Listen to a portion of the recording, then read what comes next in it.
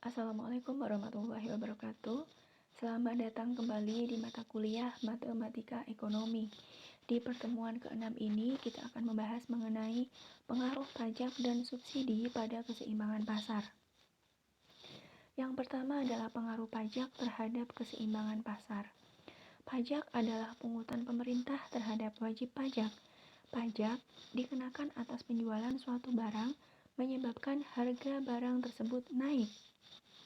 Itu dinamakan sebagai pajak penjualan atau sales tax. Pajak yang dikenakan sebesar T per unit menyebabkan kurva penawaran itu akan bergeser, dia akan bergeser ke atas.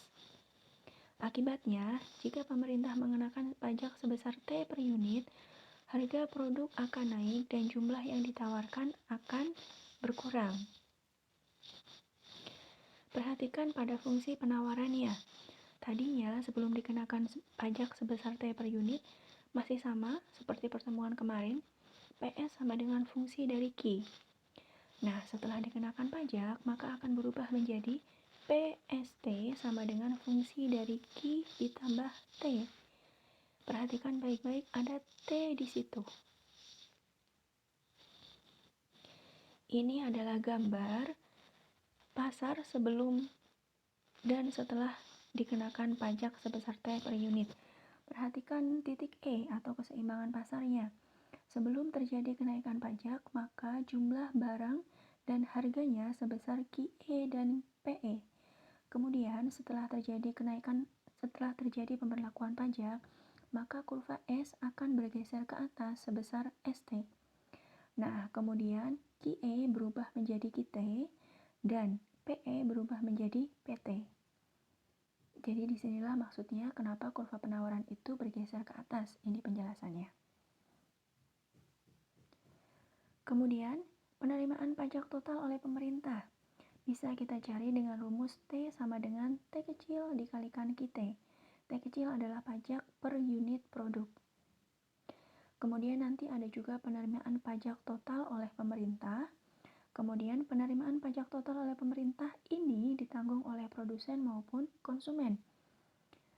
Pajak yang ditanggung oleh konsumen itu akan sebesar TC, di mana TC adalah beban pajak oleh konsumen. Kemudian, pajak yang ditanggung oleh produsen akan sebesar TP. Berikut adalah contoh soalnya. Diketahui fungsi permintaan suatu produk adalah P sama dengan 15 min Q dan penawarannya P sama dengan 3 ditambah 0,5 Q. Produk tersebut dikenakan pajak sebesar Rp3 per unit.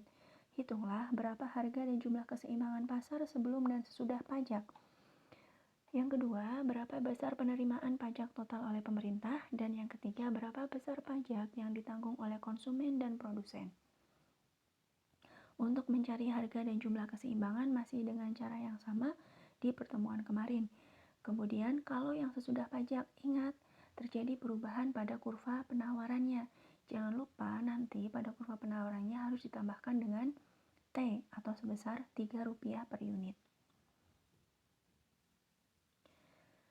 Kemudian ada juga yang namanya pengaruh pajak proporsional terhadap keseimbangan pasar. Pajak proporsional adalah pajak yang besarnya diterapkan berdasarkan persentase tertentu dari harga jual, bukan diterapkan secara spesifik. Jadi kalau yang tadi itu diterapkan secara spesifik, sudah ditentukan Rp3 per unit. Nah, kalau yang ini itu secara proporsional. Pengaruhnya serupa dengan pajak spesifik tadi, yaitu menaikkan harga keseimbangan dan mengurangi jumlah keseimbangan, tetapi analisisnya yang sedikit berbeda. Yang membedakan adalah kalau tadi hanya T, kalau ini T persen dari harga jual.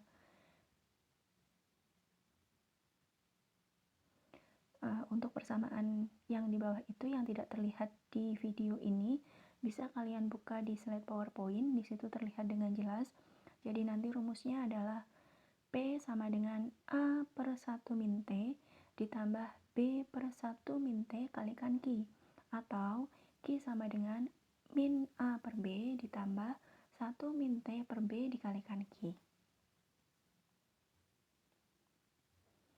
Ini contoh yang kedua. Jadi di sini contohnya sudah berbeda. Dikenakan pajak sebesar 25% dari harga jual. Jadi nanti kalau sudah ketemu harga jualnya berapa, nah nanti 25% dari harga jual itulah pajaknya.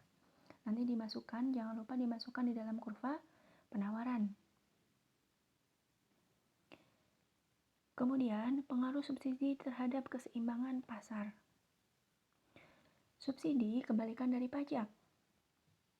Subsidi sering disebut juga pajak negatif. Pengaruh subsidi terhadap keseimbangan pasar berlawanan pengaruhnya dari pengaruh pajak tadi.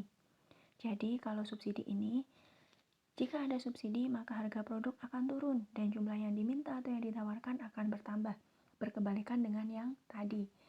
Gambarnya pun juga berkebalikan. Kalau tadi, gambarnya adalah menggeser kurva penawaran ke atas, kalau dengan subsidi, dia akan menggeser kurva penawaran ke bawah. Kemudian berikut adalah persamaannya. Masih sama seperti yang tadi, dia akan mempengaruhi di penawaran. Perhatikan fungsi penawarannya.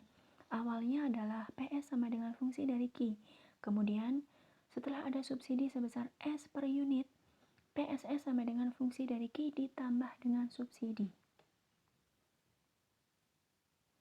Ini gambarnya yang tadi saya katakan. Jadi equilibrium awal ada pada E, kemudian ada pada titik QE dan PE. Kemudian setelah terjadinya subsidi atau setelah diberlakukannya subsidi, maka kurva penawarannya akan turun dari S menjadi S aksen atau SS. Di sini menjadi PS dan QS atau QS dan PS. Sama seperti halnya pajak tadi, ada yang namanya pemberian subsidi total oleh pemerintah. Rumusnya adalah ini.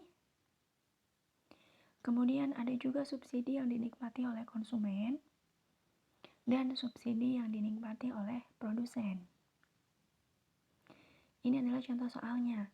Permintaan suatu komoditas diterminkan oleh P sama dengan 15 min Q dan penawarannya P sama dengan 3 plus 0,5 Q. Pemerintah memberikan subsidi sebesar 1,5 rupiah setiap unit barang. Berapakah jumlah dan harga keseimbangan sesudah subsidi? Yang kedua, berapa bagian dari subsidi untuk konsumen dan untuk produsen? Dan yang ketiga, berapa subsidi yang dibayarkan pemerintah? Demikian materi mengenai pajak dan subsidi, pengaruhnya terhadap keseimbangan pasar. Terima kasih. Dikerjakan soalnya untuk memahami materi ini lebih dalam. Wassalamualaikum warahmatullahi wabarakatuh.